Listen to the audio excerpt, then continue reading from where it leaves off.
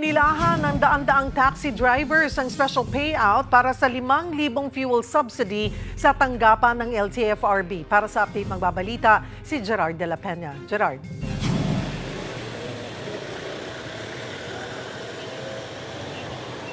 Tama, Cheryl, daan-daang mga driver nga ang pumila sa labas ng opisina ng Land Transportation Franchising and Regulatory Board sa East Avenue dito sa Quezon City para nga makakuha nitong 5,000 fuel subsidy. Special payout ito dahil kung maaalala natin, Cheryl, una nang nagpamigay ang LTFRB at ang Department of Transportation para sa iba't ibang mga modes of transportation. Ang naging problema lang daw dito, marami kasi yung walang verified na e-wallet account at kung alam naman natin na maraming mga driver ay nakiki-e-wallet lamang sa asawa o sa anak at ito ay hindi pinapayagan ng LTFRB. Ang sistema ngayon rito, Cheryl, ay kailangan nilang ipakita yung kanilang professional driver's license, photocopy ng ID ng operator, photocopy ng franchise at certification mula sa operator na sila nga ay kanilang driver. Pag wala doon sa master list, pinapapunta naman ang mga drivers doon sa katabing opisina na Land Transportation Office para sa verification.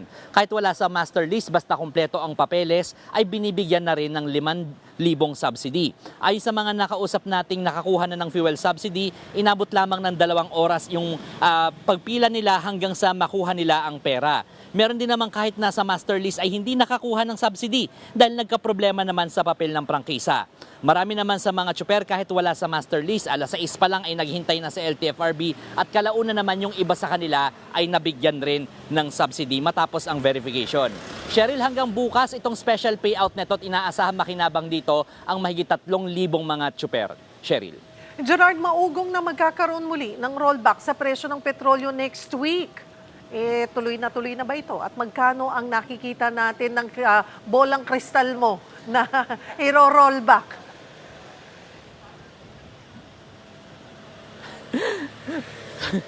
Tama, Cheryl. Mukhang ang sinasabi ng bolang kristal more or less meron tayong rollback next week. Ang sabi ng mga ng mga sources natin sa industriya, mukhang 8 to 10 pesos ang rollback para sa diesel at mukha namang magkakaroon ng dagdag na piso sa kada litro ng gasolina. Pero Cheryl, ito ay base doon sa first 4 days ng trading. So Monday to Thursday, meron pang trading ngayong araw na ito. Hintayin natin yung average at malamang bukas o sa Lunes imilalabas ng mga final numbers kung paano nga ba magiging presyohan natin ng langis o yung pump price natin sa susunod na linggo. Cheryl. Okay, ang hihintayin na lang natin, sabi mo final numbers, pero sigurado nang may rollback sa diesel at may dagdag sa gasolina?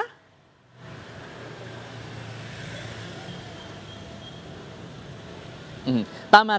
Yung sa diesel more or less rollback na talaga yan. Yun nga lang, Cheryl, kung napansin natin, ang forecast sa ngayon ay 8 to 10 pesos na rollback. So, kaka-rollback pero asahan na natin na hindi yan kasing taas na nangyari ngayong linggong ito na umabot sa halos 25 pesos yung rollback sa presyo ng diesel. Cheryl. Okay. Kung may rollback sa diesel, bakit sa gasolina may dagdag?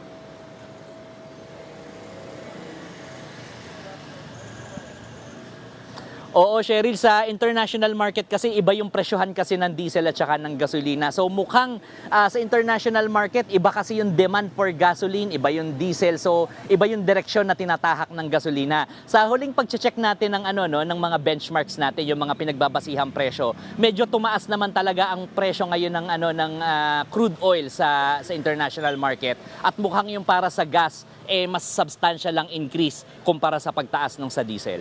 Cheryl. Maraming salamat, Gerard de la Peña.